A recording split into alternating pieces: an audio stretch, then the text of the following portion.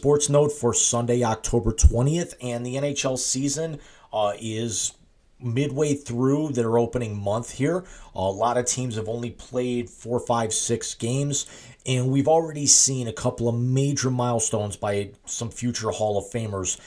And the very cool thing about this was that it happened in the same game by teammates.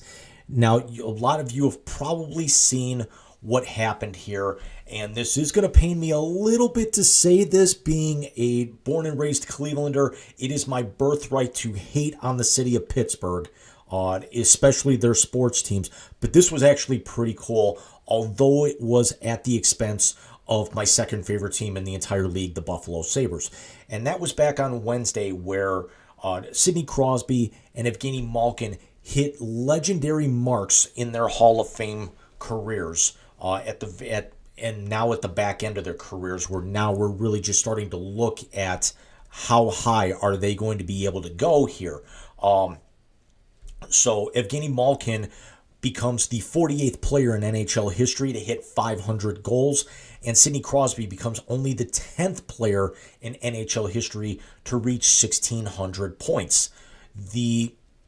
And as if that wasn't cool, the fact that Malkin assisted on Crosby's goal and Crosby assisted on Malkin's goal, and where they took place in the game made this even cooler. Now, the Sabres jump out 2-0 on an early lead. 43 seconds in, their star, Tage Thompson, nets one, and then followed up at 3:08 by Jordan Greenway. And then Pittsburgh goes to the power play midway through the period. Brian Rust bangs home one at 11:01 of the first period, cuts the Sabres lead to 2-1. Malkin gets the primary assist. Crosby gets the secondary assist. And then this actually would be where where Crosby hits the 1,600 point plateau. Now we all remember Crosby was the number 1 pick in 2005. Malkin was the number 1 pick in 2004. That was the time where the Penguin franchise, there were a lot of rumors of the franchise going bankrupt. The franchise was eventually bought by a group containing legend Mario Lemieux, who in his own right kind of saved that franchise from the doldrums. There were a lot of rumors that the Penguins were going to move to Kansas City, as they had an NHL-built arena. The city of Pittsburgh had not funded any type of renovations to to the old Igloo before their current facility was eventually funded and built. But then for Crosby, he ends up setting up Malkin for the game winner. Now, Malkin's goal comes at 1:38 of overtime. Penguins win 6-5. Sidney Crosby gets the winner at 1:38 of overtime. And Malkin and Erik Karlsson get the assists. Malkin's goal ends up coming early in the third period, and it was something where the Penguins had again fallen behind, which was the common theme of the night for them, to get out of the blocks slow, claw their way back in, pull even, fall behind again. It was 3-1 after the first, because not even 30 seconds after Rust's goal, J.J. Peterka puts one home. 3-1 going into the first intermission. And then in the second period, Drew O'Connor and Jesse Puljujarvi not goals, and we got a 3-3 game. Malkin scores at 3:26 of the third period on the assist by Crosby, and Pittsburgh pulls ahead 4-3, and then Buffalo, right in the middle of the period, scores 2 goals within 40 seconds. A second one from Peterka. Ryan McLeod gets his first as a Sabre, and now it's 5-4.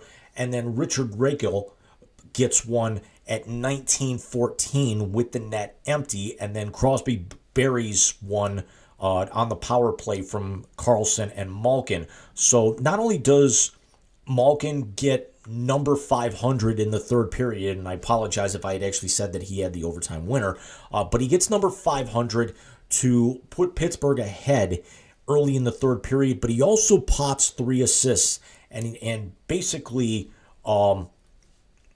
just the 500 goal mark. There are only 3 or 4 other players in the NHL who have hit the 500 goal mark and are not in the Hall of Fame. I believe off the top of my head, and we're talking players who are either active or not eligible for the Hall of Fame as yet because they've retired recently.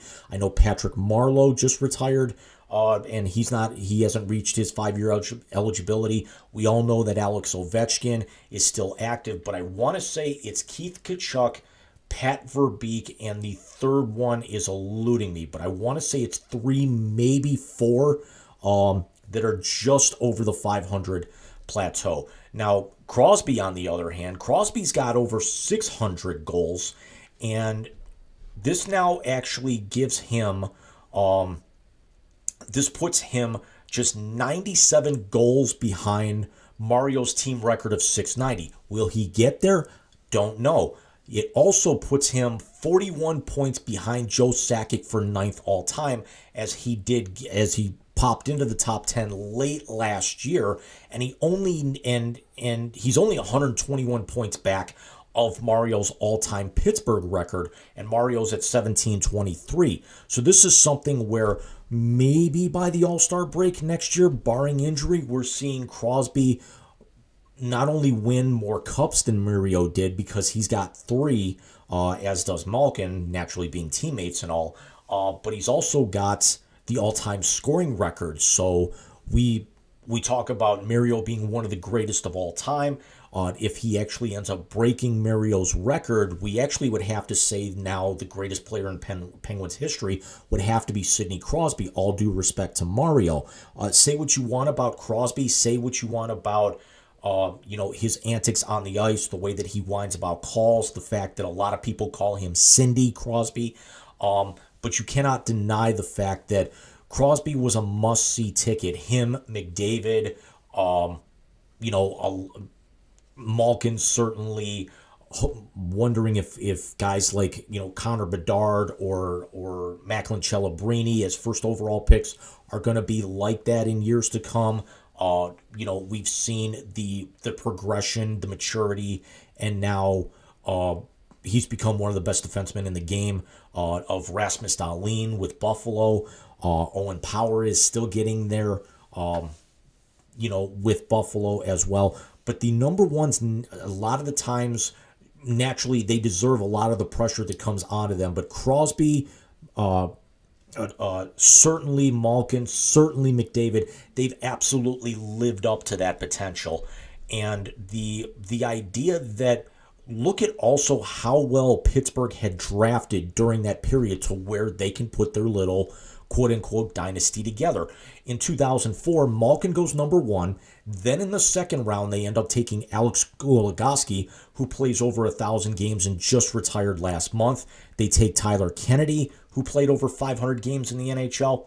And then in 2005, Crosby goes number 1. They end up in the second round getting Chris Letang, who is just a handful of games shy of 1,100 for his career. For my personal interest, Joey Vitale was part of that draft in the back end of the draft. He only plays 234 games, but I'm always going to be a little, partial to him because he's the current radio color analyst for my St. Louis Blues, along with Chris Kerber. Then the following year, they go out and they draft Jordan Staal 2nd overall. So that's basically 3 Hall of Famers with those picks year after year after year. And remember, Pittsburgh was not very good even after Crosby and Malkin get there. But then things start to turn around. They end up winning a few Stanley Cups here. They win in 2009. They win back-to-back in 2016, 2017. They end up losing to Chicago one of their years during Chicago's dynasty. Malkin's got 2. Malkin's got a Conn Smythe Trophy. Sidney Crosby's got 2. And and Crosby ended up getting the Conn Smythe in those back-to-back years of 2016 and 17. Malkin picks up the 2009 one, and there was a lot of thought that said, could Malkin end up being better than Crosby? Well, the injury bug naturally starts to hit both, hits Malkin a little bit harder than it does Crosby, but you also can't deny the fact of as much as the injury bug has cost Malkin a number of games in the last 4 or 5 years and also cost Crosby a little bit. The two have combined for 2,427 games. They're 399, 90, and 47 all time with the Penguins in games where both record a point. Think about that. 22.1% of those 24-27 games, meaning 536 times, both have scored a point, and they are 1 win shy of 400 wins combined in that aspect.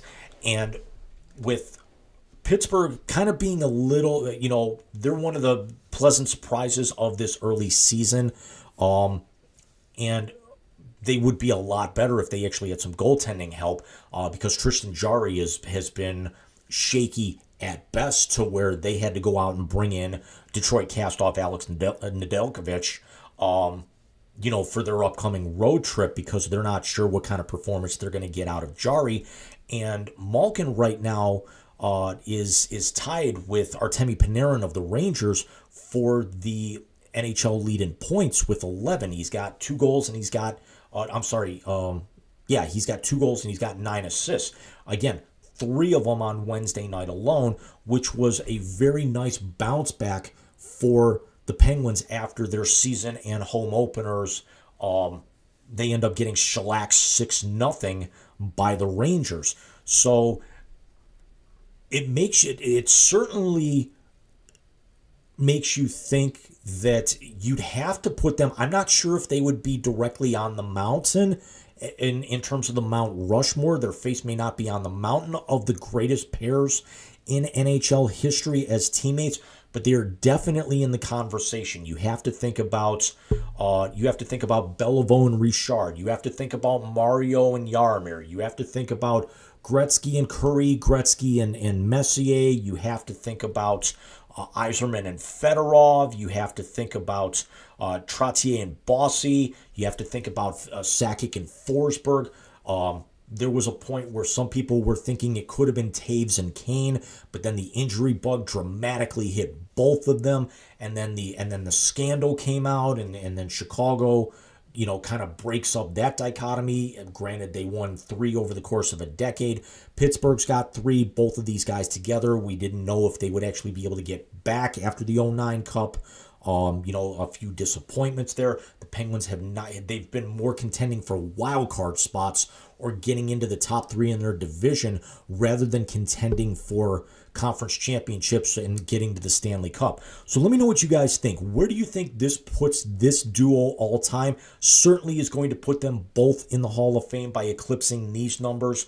Where do you think they go from here? Does Crosby end up breaking Mario's scoring record? Do you think maybe he could finish his career in the top 5 in scoring? Do you think he keeps going? But Mike and I will actually be with you on the Wise Guys. We have now made the move to Sunday nights. More about that tonight as we also get ready for our 3-year anniversary, and I will see you guys in the next one. Take care.